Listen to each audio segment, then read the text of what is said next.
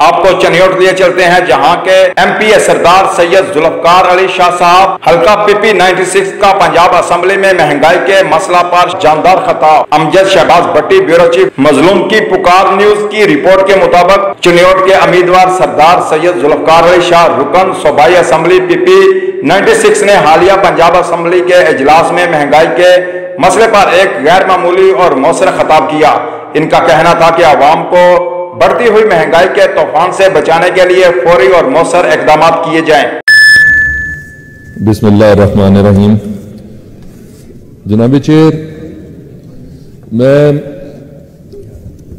Price hike के ऊपर जो है वो बात करना चाहता हूँ। असल में मसला ये है कि ये मामला जो है इसका ताल्लुक हमारी फेडरल गवर्नमेंट से ज़्यादा है और हम इसके ऊपर जो है ना गुफ्तगू बड़ी मुख्तसर सी कर सकते हैं, क्योंकि जो इस वक्त प्राइस हाइक है और उसके पीछे जो अवामिल हैं वो उनका ताल्लुक जो है वो इन्फ्लेशन से और डॉलर रेट और इम्पोर्ट एक्सपोर्ट जो इम्बैलेंस है और डेट रीपेमेंट के इश्यूज हैं, ये हमारे स्कोप से ज़रा काम ऊंचा है।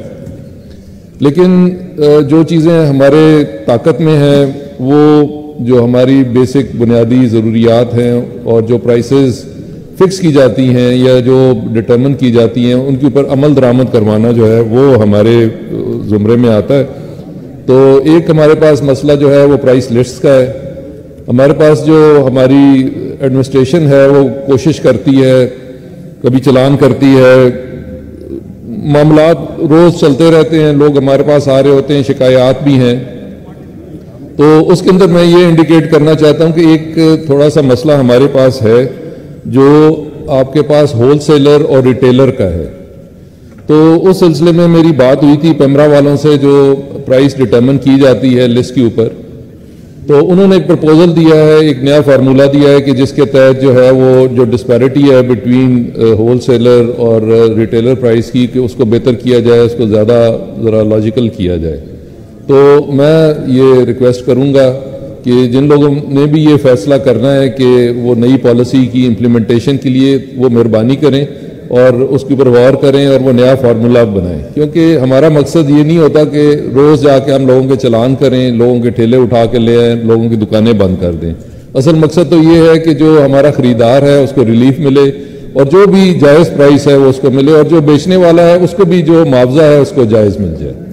तो इस सिलसिले में मैं अर्ज़ करूंगा कि ये जो फार्मूला है जो वो प्रपोज कर रहे हैं उसके ऊपर इम्प्लीमेंटेशन करवाई जाए और अगर वो वर्क करे तो ठीक है, अगर ना वर्क करे तो उसको फिर रिविजिट कर लिया जाए। लेकिन ये एक मसला है छोटा सा जो रिजॉल्व किया जा सकता है। बाकी जो कीमतें हैं, जो मामलात हैं और फिर जो उनके इफेक्ट्स हैं, क्योंकि एक तरफ हम प्राइस हाइक की बात कर रहे हैं, दूसरी तरफ हम लॉ एंड ऑर्डर की बात कर रहे हैं और ये दोनों चीज़ें अब एक दूसरे के साथ जो है वो रिलेट करना शुरू हो गई हैं। जैसे जैसे महंगाई बढ़ रही है, बेरोजगारी बढ़ रही है, क्राइम रेट भी बढ़ रहे हैं, लॉ एंड ऑर्डर भी बढ़ रहा है और फिर जो हमारे पास जो इम्प्लीमेंटेशन है लॉ एंड ऑर्डर को कंट्रोल करने के लिए वो भी जो है उसके ऊपर अब क्या कहा जा सकता है। अभी घंटा बहस हुई है, पता नहीं कितने घंटे बहस हुई है कच्चे के बारे में।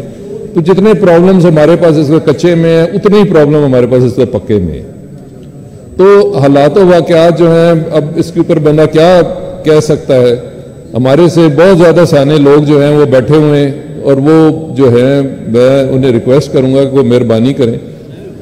पुलिस जो है उसका जब पुलिस ऑर्डिनेंस आया था 2001 के अंदर, तो उस वक्त उसके अंदर कुछ ओवरसाइट्स जो हैं वो डिटरमिन की गई थी। लेकिन चूंकि सिस्टम जो है वो चेंज हो गए, उसका जो आपका डिस्ट्रिक्ट नाज़िम था वो उसके ऊपर जो है अपनी जो इनपुट देता था, लेकिन चूंकि वो सिस्टम चेंज हो गया तो उसकी जगह के ऊपर कोई रिप्लेसमेंट नहीं आ सकी। तो मैं ये रिक्वेस्ट करूंगा कि ओवरसाइट की कमी है इन चीज़ों के ऊपर। बाकी फिर जो भी मामलात होते हैं, जो एडमिनिस्ट्रेटिव मामलात हैं, जो ज़राए के मामलात हैं, वो अपनी जगह पे हैं, लेकिन ओवरसाइट का जो अमल है वो कमज़ोर है। उस सिलसिले में मैं ये रिक्वेस्ट करूंगा कि उसके लिए कोई जो है कोई सोच विचार की जाए कि वो जो एक खला पैदा हो गया है ओवरसाइट का, उसको पूरा किया जाए। बहुत बहुत शुक्रिया जी।